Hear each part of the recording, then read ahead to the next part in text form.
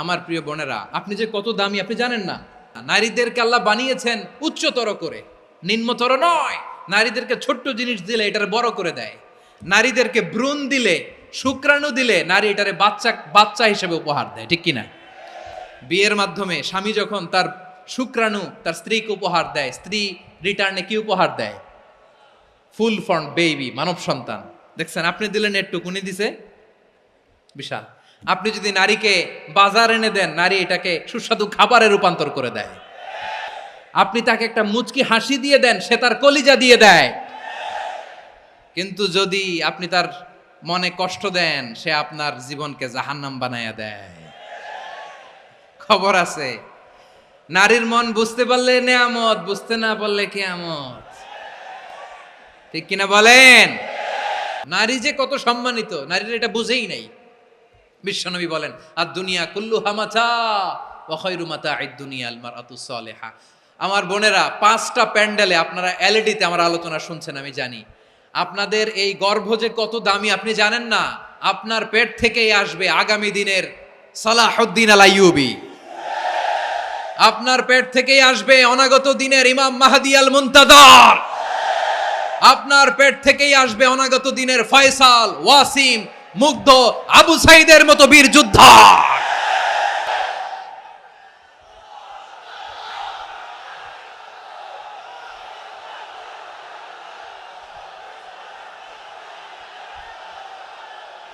আমার প্রিয় বোনেরা, আমার প্রিয় বোনেরা, বিশ্বনবীর কথার ওজন খেয়াল করেন। আর দুনিয়া কুল্লুহা মাতা ওয়া খায়রু মাতা'আদ দুনিয়াল মারআতুস সালিহা।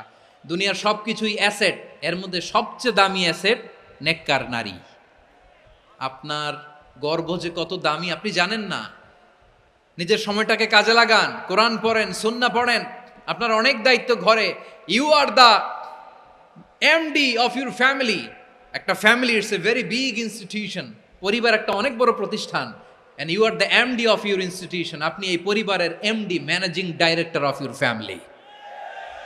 এখানে আপনার কত দায়িত্ব। আপনি ছেলেমেয়েদেরকে তারবিয়া করবেন। আপনি আপনার স্বামীর জন্য ঘরটার জান্নাতের নীর বানাবেন। আপনার জন্য জান্নাতের ডুপ্লেক্স বাড়ি ওইখানে তৈরি করে রাখবে কে? আপনি যে কত দামি আপনি জানেন না। নারীদেরকে আল্লাহ বানিয়েছেন উচ্চতর করে, নিম্নতর নয়। আমার প্রিয় বোনেরা, আপনি যে কত দামি আপনি জানেন না। জানেন না আপনি কত দামি, অনেক দামি আপনি। আপনাদেরকে যেন ভোগের সস্তা পণ্য বানাতে না পারে, আপনাদেরকে সচেতন থাকতে হবে, সজাগ থাকতে হবে, কনসার্ন থাকতে হবে। শয়তানের ওই হাতছানির দিকে আর নজর দেওয়া যাবে না। তাহলে কেন আল্লাহ তাআলা এই ফাহশা, অশ্লীলতাকে হারাম করলেন? 1 নাম্বার, এতে হিউম্যান ডিগনিটি কমে। 2 নাম্বার, এতে মানুষের অধিকার নষ্ট হয়। আপনি বিয়ে করেছেন, এরে পরকিয়া করেন, ওর সাথে এরকম আছে না নাই? স্ত্রীর অধিকার নষ্ট করেছেন। আপনি বিবাহ সম্পর্কে আবদ্ধ হয়েছেন তার সাথে, আপনি পরকিয়া করেন ওই ছেলের সাথে, আপনি আপনার হাজবেন্ডের সাথে বিট্রে করেছেন। এজন্য আল্লাহ অশ্লীলতাকে হারাম করেছেন। অশ্লীলতাকে হারাম করার আরেকটা কারণ হচ্ছে আল্লাহ তাআলা এই হিউম্যান জেনারেশনকে এটাকে প্রিজার্ভ করতে চায়। হিফজুন নাসল, এটা মাকাসিদুশ শরিয়ার অনেক গুরুত্বপূর্ণ একটা মাকাসিদ, অনেক গুরুত্বপূর্ণ। আপনার নাসল, আপনার জেনারেশনকে সংরক্ষণ করা। এই যে আসতেছে ফেব্রুয়ারি, কত ফেব্রুয়ারি জানো? এটা কি বিশ্ব ভালোবাসা দিবস? হ্যাঁ, কি দিবস? এই বিশ্ব ভালোবাসা দিবসের সাথে মুসলমানদের কোনো সম্পর্ক নাই। আমার প্রিয় ভাইরা, এই যে আপনি অবৈধ সম্পর্কে জড়ালেন, কেন আল্লাহ অশ্লীলতাকে হারাম করেছে দেখেন। বলতেছিলাম যে এটা আপনার নাসল, আপনার জেনারেশন, আপনার লিনিয়েজ, আপনার বংশকে প্রিজার্ভ করা। কে কার বাবা, কে কার মা, বাবা মা জানা, প্রজন্মকে প্রিজার্ভ করা, এটা ইসলাম ওয়াজিব করে দিয়েছে। এই যে অবৈধ সম্পর্কের কারণে, বিশ্ব বেহায়া দিবসের কারণে, এগুলোর আউটকাম, আউটপুট হিসেবে মাঝে মাঝেই ঢাকা মেডিকেলের ডাস্টবিনে নবজাতকের বাচ্চার কান্নার আওয়াজ শুনতে পাওয়া যায়। চট্টগ্রাম মেডিকেলের ডাস্টবিনে নবজাতকের কান্না শুনতে পাওয়া যায়। বীর চট্টলার মুসলমানেরা বুঝতে পারলে আওয়াজ করে বলেন, এই যে চট্টগ্রাম মেডিকেলে যে নবজাতকটা পাওয়া গেল, ওর বাবাকে আমাকে বলেন, ওর বাবাকে, ওর মাকে, ও কোন ফ্যামিলির সন্তান কেউ জানে? আপনি হিউম্যান ডিগনিটিকে অপমান করেছেন না? আপনি তার ভবিষ্যৎকে অন্ধকার করেছেন না? আপনি তার লিনিয়েজকে প্রশ্নবিদ্ধ করে দিয়েছেন না। এই জন্য আল্লাহ তাআলা অশ্লীলতাকে আমাদের জন্য হারাম করে দিয়েছেন। পড়েন সুবহানাল্লাহ। এই জন্য রাব্বুল আলামিন বলেন, কুল ইন্নামা حرم ربي الفواحش ما ظهر منها وما بطن।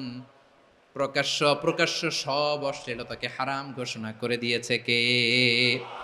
আবার দুনিয়ার বুকে যারা অশ্লীলতার প্রসার করে তাদের জন্য শাস্তি মজুদ রেখেছে কে?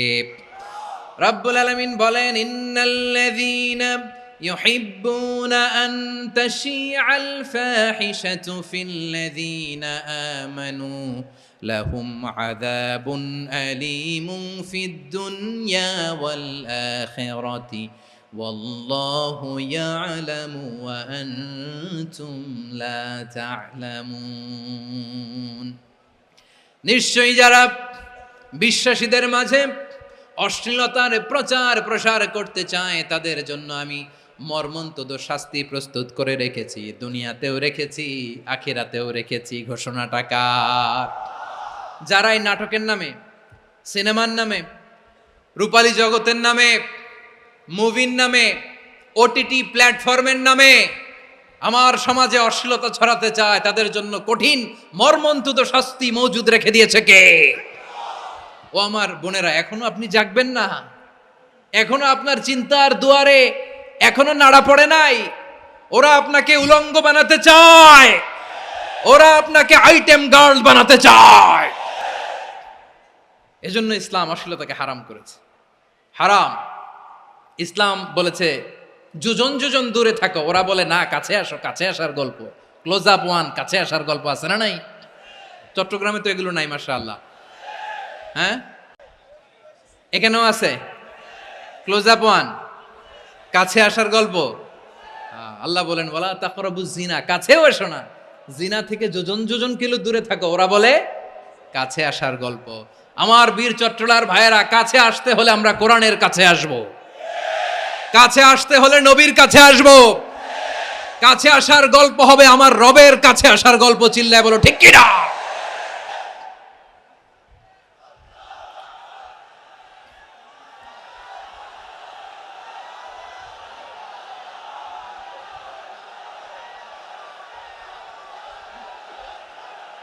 বসুন বসুন আমার ভাইয়েরা। তাহলে অশ্লীলতার সাথে আমাদের কোনো সম্পর্ক? সবাই বলতে পারেননি, আওয়াজ করে বলুন, অশ্লীলতার সাথে আমাদের কোনো সম্পর্ক? আমরা এই সমস্ত ক্লোজ আপ ওয়ান, কাছে আসার গল্পের প্রোগ্রামে যাব? আমরা কোন ধরনের অশ্লীল কন্টেন্ট সোশ্যাল মিডিয়ায়, টিভিতে দেখব? কি যুগ যে আমরা কাটাচ্ছি আপনি কল্পনা করতে পারবেন না। পর্ন ইন্ডাস্ট্রি, নারী পুরুষের বস্ত্রহীন যুগল দৃশ্য, এটাকে দিয়ে ওরা কোটি ডলারের ইন্ডাস্ট্রি বানিয়েছে। পুরো মানব ইতিহাসে এরকম জঘন্য সময় মানব ইতিহাস পার করে নাই। পর্ন এটা ইন্ডাস্ট্রি হয়ে গেছে। আমাদের এই যুবকগুলো, জেনজিগুলো, ওদের চরিত্র বাঁচাবে কি করে? কেমন করে হেফাজত করবে ওদের এই মূল্যবান চরিত্র? আমার প্রিয় ভাইয়েরা, সুস্থ পুরুষ তার বায়োলজিক্যাল গ্রোথকে হরমোন দিয়ে স্টপ করে দিয়ে সে সার্জারি করে নারী হতে চায়। সুস্থ নারী পুরুষ হতে চায়। পুরুষ পুরুষের প্রতি সেক্সুয়ালি আকর্ষণ বোধ করে। এটা লূত আলাইহিস সালামের কওমের মধ্যে ছিল। এটাকেও আল্লাহ কোরআনে ফাহিশা বলেছেন। ওয়ালুতান ইয ক্বালা লিকাওমিহি আতাতুনাল ফাহিশাতা মা সাবাকাকুম বিহা মিন আহাদিম মিনাল আলামিন। লূত আলাইহিস সালাম বললেন, তোমরা কি এমন এক অশ্লীল কার্যক্রমে ডুব দিলে নাকি যেটা গোটা বিশ্বের কেউ কখনো করে নাই? তোমরাই প্রথম করেছো। পড়েন নাউযুবিল্লাহ। এই পশ্চিমের এই রোগ আমার দেশে যেন আসতে না পারে, আমাদের সজাগ থাকতে হবে। প্রিয় ভাইরা, চিল্লায় বলেন ঠিক কিনা? পশ্চিমের অবস্থা ভয়ঙ্কর। পাশ্চাত্যে আমি যুক্তরাষ্ট্রে ছিলাম অনেকদিন, কয়েক মাস, বিভিন্ন স্টেটে ঘুরেছি। গার্ডিয়ানরা উদ্বিগ্ন। ছেলে মেয়েদেরকে, ছোট্ট ছেলে মেয়ে, ওদেরকে জিজ্ঞেস করে, তুমি how do you feel right now inside yourself? তুমি ভিতরে ভিতরে কেমন ফিল করো? তোমার কি ছেলে ছেলে লাগে না মেয়ে মেয়ে লাগে? আচ্ছা বলেন, এই ছোট্ট বাচ্চাটাও কি এগুলো জেন্ডার অ্যাসাইনমেন্ট বলতে এগুলো কিছু বুঝে? এইভাবে মিসগাইড করা হচ্ছে। কৌতূহল বশত ছোট্ট ছেলে যদি বলে আমার তো মেয়ে মেয়ে লাগে, তখন বলে যে না তুমি মেয়ে, ছেলে না। মা বাবা বাধা দিলে ওকে আলাদা গভর্নমেন্ট হাউসে নিয়ে যায়। ভয়ঙ্করতম অবস্থা। আমরা একটা সময়ে শুনতাম যে হুজুর আমার ছেলেটা খুব ভালো, হাফেজে কোরআন, আল্লাহওয়ালা। হুজুর আমার ছেলে দাড়ি রাখছে, আল্লাহওয়ালা। হুজুর আমার ছেলে 5 ওয়াক্ত সালাত জামাতের সাথে পড়ে, তার মানে আল্লাহওয়ালা। পশ্চিমে যে আমি কি শুনছি জানেন? ওরা বলে হুজুর আমার ছেলেটা ইউনিভার্সিটির একটা মেয়ের সাথে প্রেম করে, ও খুব আল্লাহওয়ালা, হুজুর দোয়া করবেন। এর কারণ ওদের কাছে আল্লাহওয়ালার ক্রাইটেরিয়া হচ্ছে হুজুর আমার ছেলেটা আরেক ছেলের পছন্দ করে নাই, আমার মেয়েটা আরেক মেয়েকে ভালোবাসে নাই, এজন্য আমার ছেলেটা আল্লাহওয়ালা, হুজুর ওর জন্য একটু দোয়া করে দিয়েন। কি চ্যালেঞ্জ ওরা ফেস করতেছে। ওনার ছেলে যে আরেক ছেলেরে বিয়ে করবে না, এটাতেই উনি খুশি যে আলহামদুলিল্লাহ আমার ছেলেটা একটা মেয়েরে ভালোবাসে, আমার মেয়েটা একটা ছেলেরে ভালোবাসে, মানে এটা খুব আল্লাহওয়ালা। নাউজুবিল্লাহ পড়তে পারলেন না? এজন্য অশ্লীলতার সাথে আমাদের কোনো সম্পর্ক